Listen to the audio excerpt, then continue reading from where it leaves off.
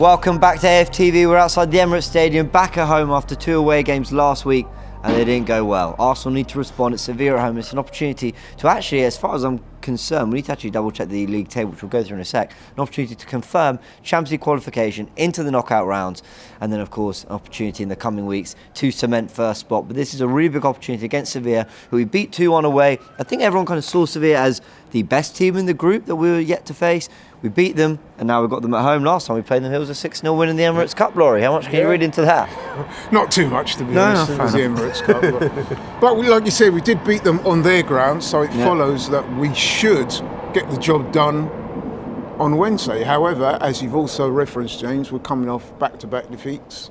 So things in the camp are not as good as we would have hoped. Yeah. I think it's fair to say. Let's address that week first thing, Cecil. You went to both games during your birthday week. I'm glad Arsenal gave you something to enjoy. Look at you. So I'm sorry to be up, and you can hear me. I'm very ill as well. Yeah. So it hasn't been a great birthday weekend from watching Arsenal. West Ham was my birthday. They were terrible. Newcastle, I wouldn't say they were terrible against Newcastle, but there was a lot of factors that just annoyed me that I think need addressing going forward. And people seem to think about fluidity, and obviously there's officiating errors in there, which has been spoken about to death as well. And then also I have an issue kind of with some of the individual mistakes, and I think I'm a bit covered up by Mikel's outrage. I think there's a lot of things to question. Again, Odegaard being injured as well on a Friday, where most teams do shape and it's a very light session. I'm questioning that. I'm questioning why players aren't closing down the ball. This is also speaking about Newcastle and then Raya as well. There's a lot of things that have made things difficult. And then coming into this game on Wednesday, we need to see a reaction. We need to see a reaction against Newcastle, if I'm honest. We got a reaction, but not a big enough one to win the game or even get a draw. This Wednesday, it's home. It's against Seville. I know our first Champions League game back was against PSV here, and they put on a show for us, Arsenal. And I hope for the same come Wednesday, because I think many of us as fans need it. It's funny, Laurie, because going into this game, my thought, and for me the word is quality. Like, that's what we need to see from this Arsenal team. Actually, against Newcastle, I can't actually fault their commitment. I actually can't fault their concentration. I can't fault their mentality. A lot of teams can crumble at St James's Park. They've been that team in the last year, but we didn't. I think we rose to it. I think we played some good football. We should have quality in the attacking third. That's what I need here against Seville. That's what a lot of people are saying. With regards to the Newcastle game, I'm with you on that. I thought physically we competed with them and more than matched them. It was a physical game. Newcastle, it was obvious to me that the manager had said, look, let's stick it on these guys, see if they're up for it.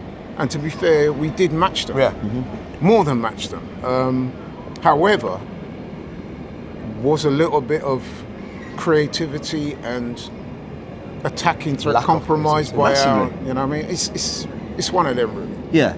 But at the end of the day, and we can go on all day about the refereeing and the VAR, but the crucial moment was decided by error. Yeah. And I think that David Raya has got a lot to answer for.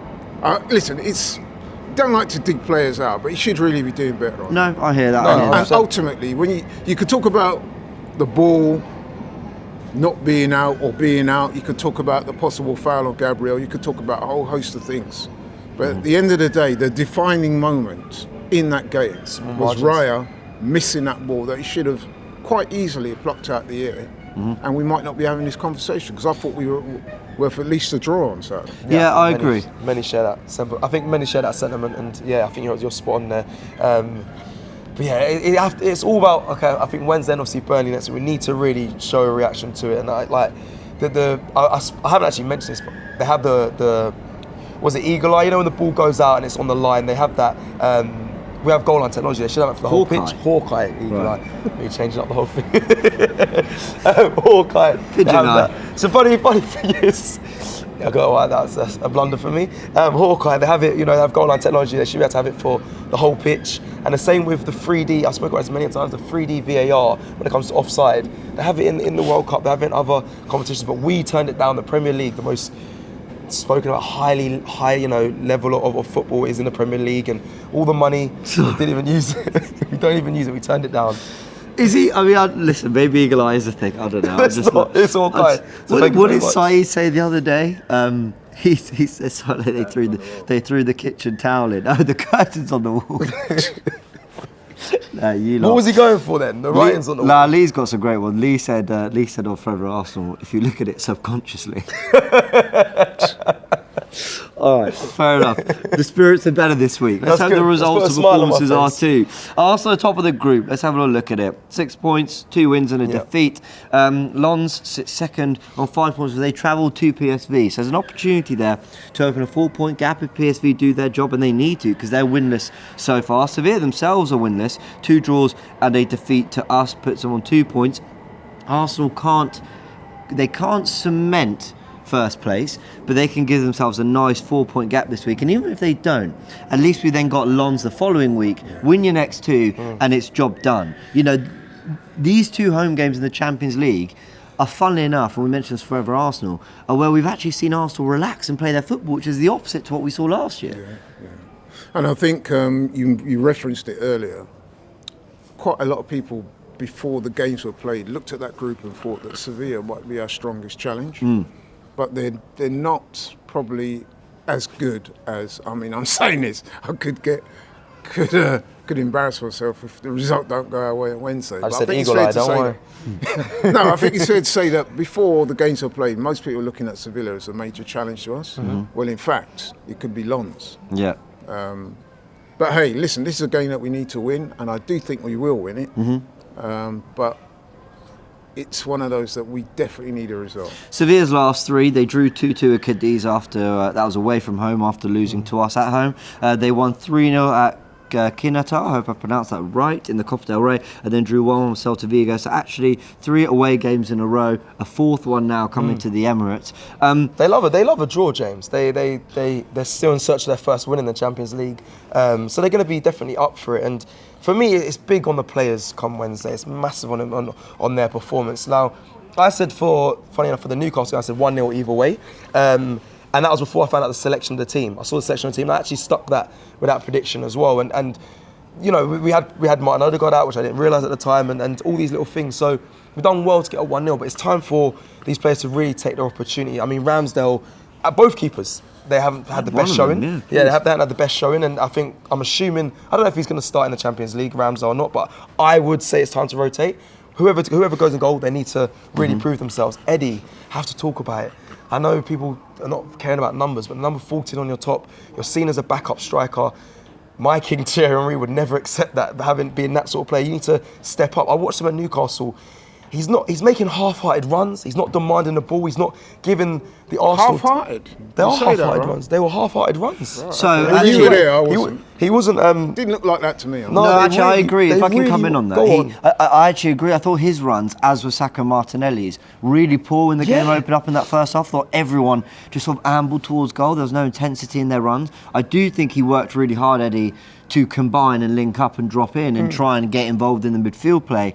But actually the bits where you think, come to life now. Now this is the area where you can be the striker who makes runs into the box and the game's opened up and you want a number 10 to be feeding you. Havertz did all right to get in some decent positions, but I agree, and he wasn't great. Let me get that straight, get that straight out there. But yeah, Eddie, I agree. There were, from the whole front 3, the runs were really poor, and we need to see an upping of intensity in this game. Well, this is it. Listen, as a striker, you can call for the ball, but you have to be able to demand the ball in how intently you run into spaces. He wasn't doing that. Havertz, you mentioned Havertz. Of course, listen, he actually had a better game of what I've seen of him, but it's not enough. We missed Martin Odegaard for his creativity, so we look to you, Havertz. Unfortunately, you didn't provide us that. Yes, you worked hard. I'm not going to take that away from you.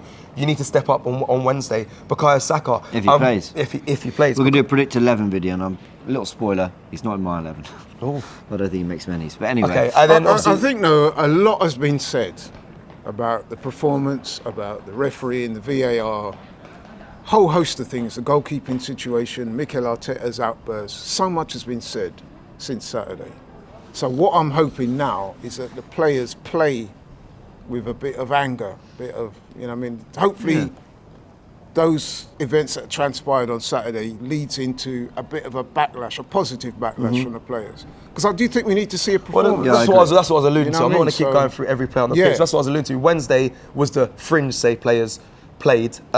They didn't really put themselves in shining glory at all in their performance. And then on the weekend we played Newcastle, and again that 11 didn't really show up. So Wednesday, shining glory. I know you're thinking, what is that? I don't know either, but here we are. This week put yourselves in shining glory.